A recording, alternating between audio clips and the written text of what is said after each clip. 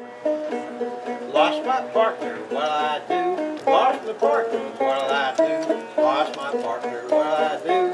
Dip-a-doo, my darling, gone again. Most people don't even know about the canal. In school, they only give you like about 2 paragraphs that there was a canal system.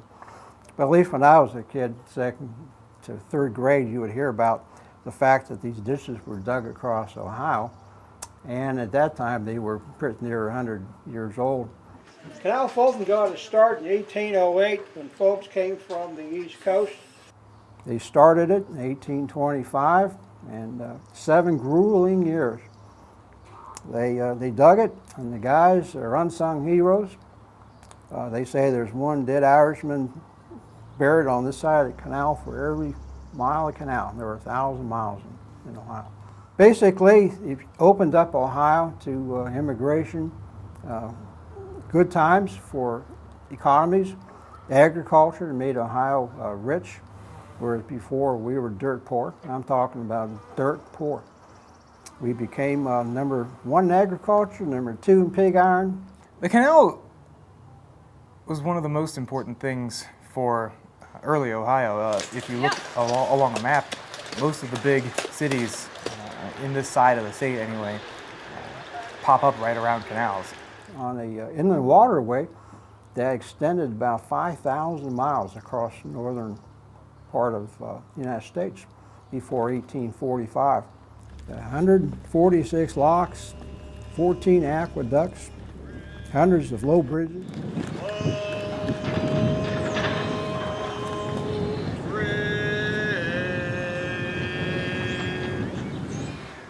But it was the ditch that brought the world to the wilderness.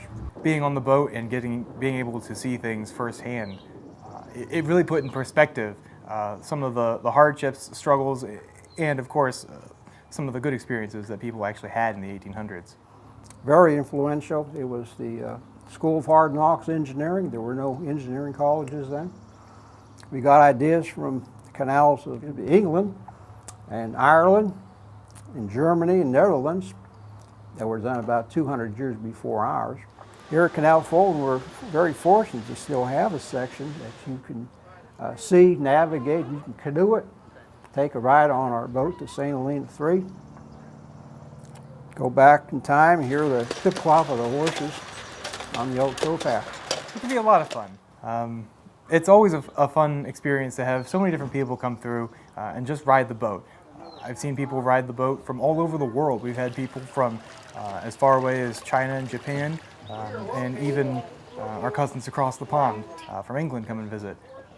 Well, basically, the technology changed after about the 1850s when the primitive steam locomotives were coming in, and everybody dropped their shovels and reached for tools to build tracks, and they decided to lay so much trackage in Ohio that we had the greatest number of canals and railroads prior to the Civil War. So we became the transportation hub of the state of Ohio and helped the Union cause when the war broke out in 1861. Even after 1880, Dale Carnegie decided he wanted to make a canal. It never happened because the railroad opposition to it. And over the years, after the big flood of 1913, it went back to nature.